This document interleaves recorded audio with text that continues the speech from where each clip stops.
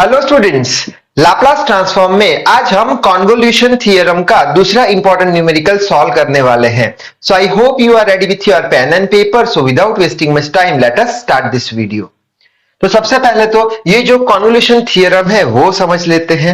सो convolution theorem हमें ये बताता है कि अगर हमारे पास कोई दो फंक्शन है, जैसे कि एफ ऑफ एस एक फंक्शन है, दूसरा फंक्शन है जी ऑफ एस, और ये दोनों फंक्शन के बीच का अगर हमें कॉन्वोल्यूशन निकालना है, यानी कि ये स्टार निकालना है, स्टार को क्या बोल देंगे? कॉन्वोल्यूशन दो फंक्शन के बीच का। तो कैसे निकालेंगे?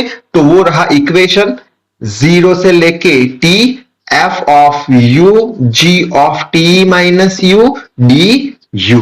ठीक है, तो ये क्या हो गया? कॉन्वोल्यूशन थ्योरम का इक्वेशन। ठीक है, अब ये इक्वेशन हमें याद रखना जरूरी है अगर हमें कॉन्वोल्यूशन थ्योरम से न्यूमेरिकल सॉल्व करने हैं।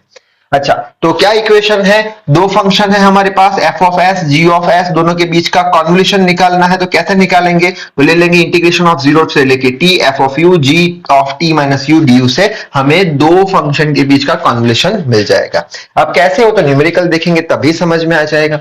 तो न्यूमेरिकल है apply convolution theorem to find Laplace inverse of 1 upon s into the bracket s square plus a square. ठीक है, तो ये न्यूमेरिकल को सॉल्व करना है किसकी हेल्प से? कॉन्वोल्यूशन थ्योरम अप्लाई करके, यानी कॉन्वोल्यूशन करना पड़ेगा, ये वाला इक्वेशन यूज करना पड़ेगा। ठीक है, स्टार्ट करते हैं। तो यहां पे पहले जो दिया है वो लिख लेते हैं, L inverse 1 upon s square plus a square. ठीक है, अच्छा, अब यही चीज को हम लिखेंगे L इनवर्स, सेपरेट कर देंगे 1 अपॉन s को सेपरेट कर दिया, 1 upon s square plus a square को सेपरेट कर दिया, एक ही बात हो गई। ठीक है, विच इज इक्वल्स टू, अब लाप्लास इनवर्स सेपरेट करा देंगे, inverse Laplace of 1 upon s separate कराया तो कॉन्वोल्यूशन वाला साइन लगा दिया, L inverse 1 upon s square plus a square. ठीक है, अच्छा, अब क्वेश्चन आएगा Laplace inverse of 1 upon s क्या होता है? तो हम पढ़ चुके हैं कि लाप्लास ऑफ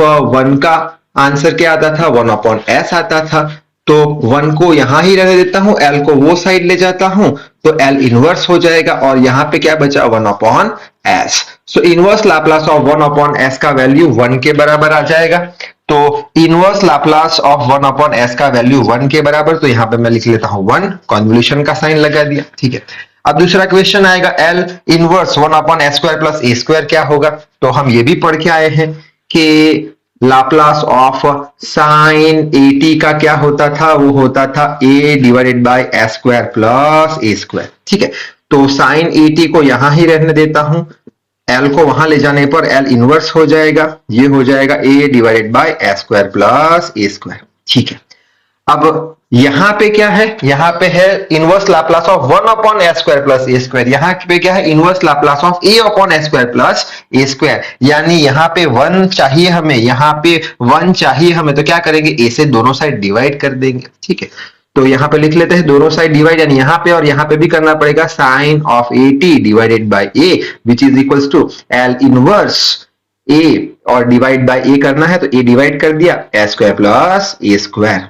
ठीक है, हमें क्या चाहिए था? इधर 1 चाहिए था, इसलिए हमें ये a को निकालने के लिए, 1 लाने के लिए दोनों साइड a से डिवाइड कर देंगे, जिससे करके ये a कैंसिल हो जाएगा, यहाँ पे 1 आ जाएगा। So sine of at divided by a is equal to Laplace inverse of, ऊपर बचा 1, नीचे बचा s square plus a square.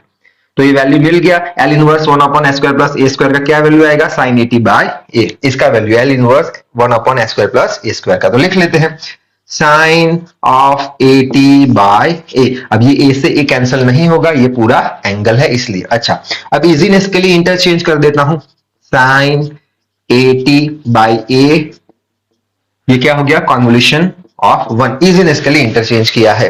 अच्छा, आगे बढ़ते हैं। अब ये क्या हो गया हमारा?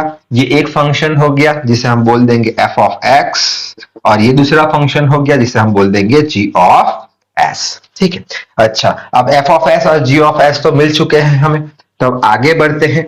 f ऑफ s और g ऑफ s का आंसर किसके बराबर आएगा? इसके बराबर कॉन्वोल्यूशन थ्योरम बोल रहा है 0 से लेके t f of u g of t minus u du के बराबर, ये टर्म का आंसर इसके बराबर आएगा। ठीक है, आगे बढ़ते हैं। विच इज इक्वल्स टू, इसके कॉन्वोल्यूशन निकाल रहे हैं। ठीक है, विच इज इक्वल्स टू 0 से लेके इंटीग्रेशन ऑफ 0 से लेके t। एफ ऑफ यू चाहिए, है क्या हमारे पास एफ ऑफ एस है, हमें एफ ऑफ यू चाहिए, यानी एफ ऑफ एस में हम क्या करेंगे, जहां भी टी है वहां पे यू कर देंगे तो एफ ऑफ यू मिल जाएगा। वापस एक बार, एफ ऑफ यू चाहिए तो ये जो हमारा एफ ऑफ एस है उसमें क्या करेंगे, टी की जगह यू रख देंगे, तो यहाँ पे क्या हो जाएगा, साइन ए यू बाय ए, जो एफ ऑफ यू बन जाएगा। तो यहाँ पे लिख लेते हैं sine a u by a into g of t minus u, हमारे पास क्या है, जी ऑफ एस है, किसके बराबर है, 1 के बराबर। हमें चाहिए क्या, जी ऑफ टी माइनस यू। अब जी ऑफ एस में कोई वेरिएबल है नहीं तो टी माइनस यू कहां पे रखे, नहीं रख सकते, तो जी ऑफ टी माइनस यू भी 1 ही रह जाएगा हमारा। तो 1 हो गया, बचा क्या, डी यू। ठीक, अच्छा, विच इज इक्वल्स टू, अब with respect to d u integrate कराना है तो उसके लिए ए वाला टर्म कांस्टेंट इंटीग्रेशन के बाहर आ जाएगा, सो 1 अपॉन ए बाहर, 0 से लेके टी साइन ए यू, और 1 तो चला जाएगा ऐसे ही, सो डी यू।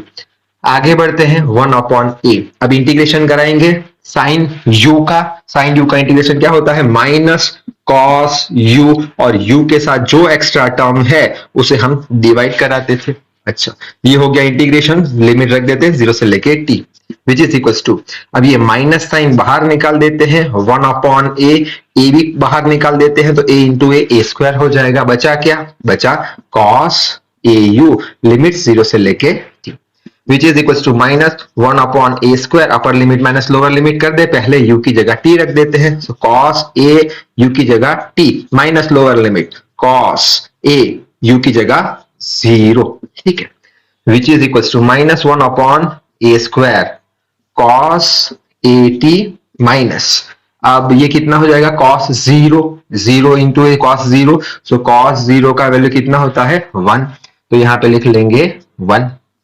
अच्छा, विच इज इक्वल टू, अब ये माइनस और ये माइनस प्लस, यानी 1 हो जाएगा, प्लस 1 होगा, तो इसे हम ऐसे लिख सकते हैं 1 अपॉन ए स्क्वायर 1, और ये माइनस इसे लगेगा माइनस कॉस ए टी, तो ये आ चुका है हमारा आंसर। सो कन्वोल्यूशन थ्योरम के ज्यादा से ज्यादा न्यूमेरिकल प्रैक्टिस करना। इस वीडियो में बस इतना ही। So till then read hard, work hard. Thank you very much.